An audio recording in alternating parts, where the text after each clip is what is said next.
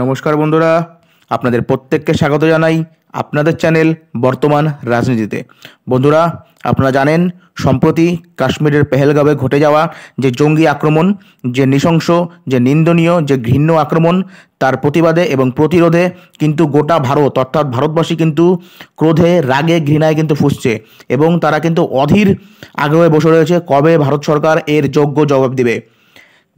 বন্ধুরা, ভারত সরকার কিন্তু দেখতে একটি 4-5টি কিন্তু বড় কিন্তু পরিকল্পনা নিয়ে নিয়েছে এবং 4-5টা কিন্তু বড় পদক্ষেপ নিয়ে নিয়েছে। বন্ধুরা, সেই সমস্ত পদক্ষেপগুলো আজকে কিন্তু আমি আপনাদের সামনে তুলে ধরবো।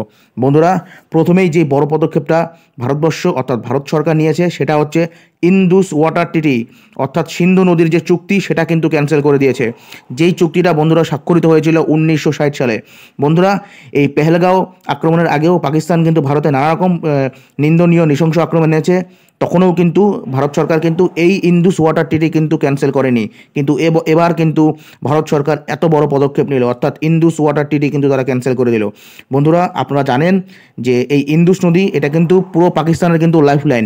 প্রায় পাকিস্তানের 80-90% কৃষিকাজ কিন্তু এই ইন্দুস নদীর জলের ওপর নির্ভর করে।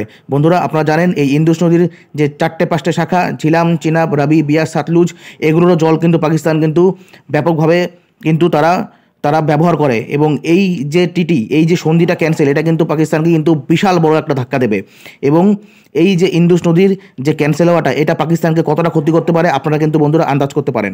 দেখেন বন্ধুরা, পাকিস্তান কিন্তু নানা রকম আঙিনায় নানা রকম ছলে কিন্তু ভারতকে আক্রমণ করে। যেমন এবার পেহেলগাঁওয়ে কিন্তু তারা ভারতীয় আর্মির পোশাকে কিন্তু তারা সেই সমস্ত যে পর্যটক, সেই পর্যটকের ওপর কিন্তু আক্রমণ করেছে। তো বন্ধুরা, ভারতও কিন্তু পিছিয়ে নেই, ভারতের কাছেও কিন্তু নানা রকম হাতিয়ার রয়েছে অর্থাৎ এই ধরনের কূটনৈতিক হাতিয়ার রয়েছে পাকিস্তানকে জব্দ করার জন্য।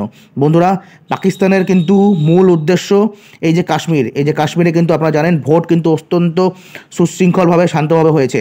অর্থাৎ জঙ্গিরা কিন্তু চাইছে না এই কাশ্মীর শান্ত থাকুক এবং কাশ্মীর যে ট্যুরিজম যে ব্যাপকভাবে বাড়ছিল, তারা কিন্তু চায় না যে এই কাশ্মীরে ট্যুরিজম বাড়ুক। তার জন্যই কিন্তু পাকিস্তানের এই পেহেলগাঁও আক্রমণ। তো বন্ধুরা, এই ইন্দুস ওয়াটার ট্রিটি ক্যান্সেল, এটা কিন্তু পাকিস্তানকে অনেক বড় ধাক্কা দেবে। এরপরেই বন্ধুরা ভারত সরকার যে পদক্ষেপ নিল সেটা হচ্ছে আত্তারি ওয়াঘ বর্ডার কিন্তু বন্ধ করে দিয়েছে।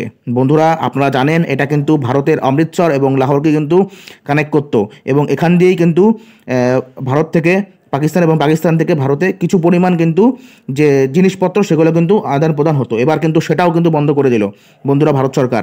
অনেক বড় কিন্তু একটা পদক্ষেপ। এরপরেই ভারত সরকার কি করলো, সার্ক ভিসা স্কিম ক্যান্সেল করে দিল। বন্ধুরা, আপনারা জানেন যে পাকিস্তান থেকে কোনো জার্নালিস্ট থেকে শুরু করে কোনো গুরুত্বপূর্ণ ব্যক্তি যদি ভারতে আসতো তাহলে কিন্তু তারা এই সার্ক ভিসা স্কিম কিন্তু ব্যবহার করতো।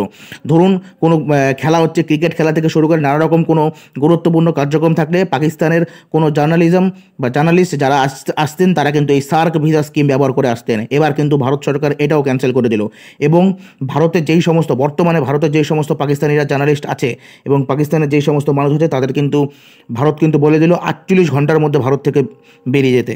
বন্ধুরা, আপনারা জানেন যে ভারত সরকার কিন্তু একদম চুপ করে বসে থাকবে না। এছাড়াও ভারত সরকার কী পদক্ষেপ নিল, তারা কিন্তু যত ডিপ্লোম্যাটিক স্টাফ আছে ভারতের তাদেরকে কিন্তু প্রত্যেককে ভারতে কিন্তু তারা চলে আসতে বলেন। অর্থাৎ পাকিস্তানের সঙ্গে কোনো রকম সম্পর্ক কিন্তু আর ভারত বজায় রাখবে না। বন্ধুরা, এটা কিন্তু সবেমাত্র শুরু। এই 4-5টা পয়েন্ট এগুলো কিন্তু সবেমাত্র শুরু। ভারত কিন্তু আরও বড় কিন্তু পদক্ষেপ নেবে, এগুলো শুধুমাত্র শুরু। এবং পাকিস্তানকে কীভাবে জব্দ করতে হয় ভারত সরকার কিন্তু সেটা খুব ভালোভাবেই জানে এবং ভারত সরকারের যে বর্তমান যে নীতি, যে জিরো টলারেন্স উইথ টেরোরিজম, এই নীতি কিন্তু ভারত কিন্তু অবলম্বন করবে এবং পাকিস্তানের কিন্তু আসছে দিন আরও অনেক খারাপ আসছে। বন্ধুরা, ভারত সরকারের এই যে পদক্ষেপগুলো আপনারা কীভাবে দেখছেন আমাকে কিন্তু অবশ্যই কমেন্ট সেকশনে জানাবেন এবং এই ভিডিওটা প্রচুর পরিমাণে শেয়ার করবেন। ধন্যবাদ বন্ধুরা।